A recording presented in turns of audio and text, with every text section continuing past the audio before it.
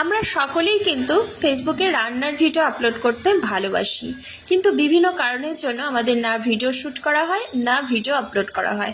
এখন কিন্তু তোমরা এআই থেকেই রান্নার ভিডিও বানাতে পারবে, তাও আবার সম্পূর্ণ ফ্রিতে। যত খুশি কিভাবে বানাবে এই ধরনের ভিডিওগুলো চলো দেখে নাও। এবং এগুলো কিন্তু একদম কপিরাইট ফ্রি, কোনো রকম কোনো কপিরাইট আসবে না। আর যদি এতে তোমরা ভয়েস ওভার দাও তাহলে কিন্তু সম্পূর্ণ অরিজিনাল ভিডিও হবে, অরিজিনাল ভিডিওর মতোই আর্নিং পাবে। সবার প্রথমে আমরা চ্যাটজিপিটিটা ওপেন করে নেব।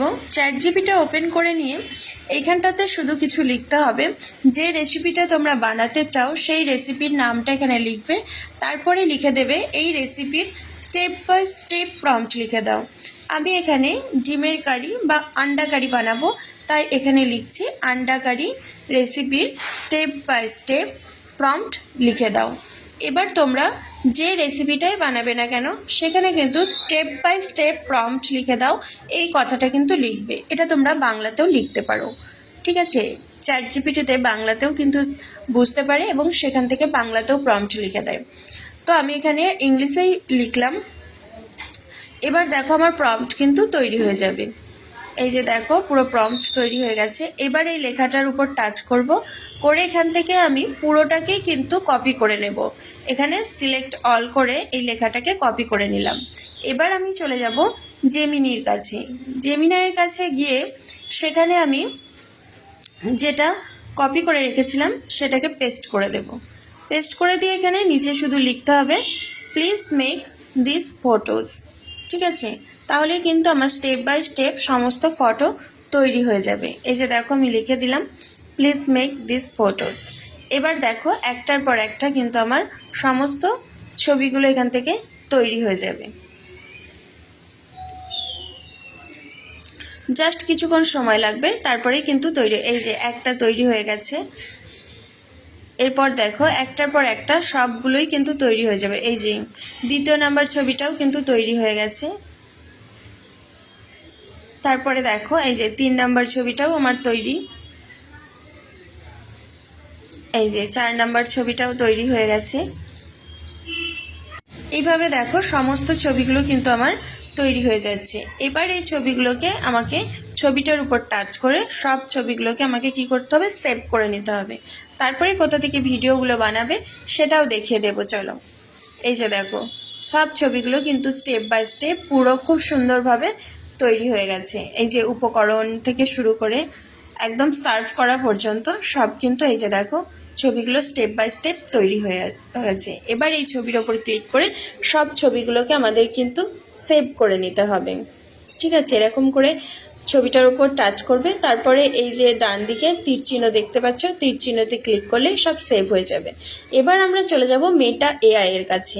মেটা এআই থেকে কিন্তু তোমরা অনেক ভিডিও বানাতে পারো ওবি ফ্রিতে। মেটা এআইটা ওপেন করবে, তারপরে 3 লাইনে ক্লিক করে এখানে চ্যাট লেখা আছে এখানে ক্লিক করবে। তারপরে এখানে দেখো অ্যানিমেট মাই ফটো, এটা অপশানটা লেখা আছে। এই অ্যানিমেট মাই ফটোতে ক্লিক করবে, তারপরে তোমাদের গ্যালারিতে নিয়ে আসবে। এবার গ্যালারি থেকে এই যে ছবিগুলো আমরা সেভ করে রেখেছিলাম সেই ছবিগুলো একটার পর একটা তোমাদের ভিডিওতে কনভার্ট করতে হবে। তো প্রথমেই যে ছবিটা আছে সেটা নিলাম, তারপর এখানে লিখে দেবো অ্যানিমেট। শুধু এইটুকুই লিখতে হবে অ্যানিমেট, তারপরেই কিন্তু আমাদের ভিডিওটা তৈরি হয়ে যাবে, ছবিটা ভিডিওতে কনভার্ট হয়ে যাবে। এই যে দেখো একটুখানি সময় লাগবে এখানে কিছুক্ষণ। এই যে একটা 10% দেখছে, এটা 100% হয়ে গেলেই কিন্তু ভিডিওটা তৈরি। এই যে ভিডিওটা তৈরি হয়ে গেছে। এবার এইভাবে করে সমস্ত ভিডিওগুলো কিন্তু তৈরি করে নিতে হবে। তারপরে এই যে তীর চিহ্ন আছে পোস্টের পাশে, সেই তীর চিহ্নতে ক্লিক করে এই ভিডিওগুলোও কিন্তু গ্যালারিতে সেভ করে নিতে হবে, ঠিক আছে? এরকম করে স্টেপ বাই স্টেপ কিন্তু সমস্ত ভিডিওগুলো তোমাকে সেভ করে নিতে হবে। ফটো থেকে প্রথমে ভিডিওতে কনভার্ট করবে, তারপরে ভিডিওগুলো সেভ করে নেবে। যে হয়ে গেল, তারপরে আমি আবার দ্বিতীয় নাম্বার ফটোটাও এইভাবে সেম দেব, তারপরে এখানে লিখে দেব অ্যানিমেট আবারও। এই যে দেখো আবারও অ্যানিমেট লিখে দিয়েছি। আবারও দেখো আমার কিন্তু ফটোটা ভিডিওতে কনভার্ট হয়ে যাবে। এই যে মেটা এআই অ্যাপটা রয়েছে এখান থেকে কিন্তু তোমরা অজস্র ভিডিও বানাতে পারো, এই কোনো লিমিটেশন নেই এবং কোনো পয়সাও লাগবে না তোমাদের, একদম সম্পূর্ণ ফ্রিতে। ঠিক আছে, এরম করে সমস্ত ভিডিওগুলো কিন্তু তোমাদেরকে গ্যালারিতে সেভ করে নিতে হবে। এবার আমরা চলে আসব যে অ্যাপটা দিয়ে আমরা ভিডিওগুলো এডিট করি সেই অ্যাপটাতে। এবার আমি আমার অ্যাপটা খুলে নিলাম, ইউকাট। তারপরে এই যে একটার পর একটা সমস্ত ভিডিওগুলো যেগুলো আমি সেভ করে রেখেছিলাম সেই সবগুলো একসঙ্গে দিয়ে এবার আমরা জয়েন্ট করে নেব। ফাইনালি আমাদের ভিডিওটা কিন্তু আবার তৈরি হয়ে যাবে।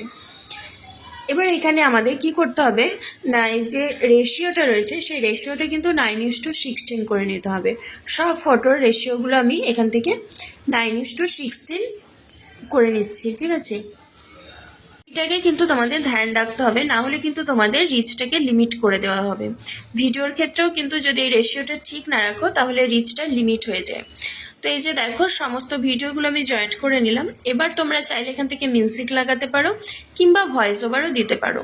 ঠিক আছে, আমি এখানে ভয়েস ওভার দেওয়ার কথাই বলবো, তাহলে কিন্তু তোমাদের এটা অরিজিনাল ভিডিও হবে এবং অরিজিনাল ভিডিওর আর্নিংটাই পাবে। যেহেতু কি রান্নার ভিডিও কিভাবে বানাচ্ছে সেইটুকু দিয়েই ভয়েস ওভার দিয়ে দেবে, যে এই যে প্রথমে ডিমগুলো কাটলাম, তারপরে মশলা করলাম, ডিমগুলো দিয়ে দিলাম, কিছুক্ষণ ফোটার পরে নামিয়ে নিলাম, তারপরে ডিমগুলোকে আমি ডিমের কারিটাকে ভাত বা রুটির সঙ্গে সার্ভ করে দিলাম।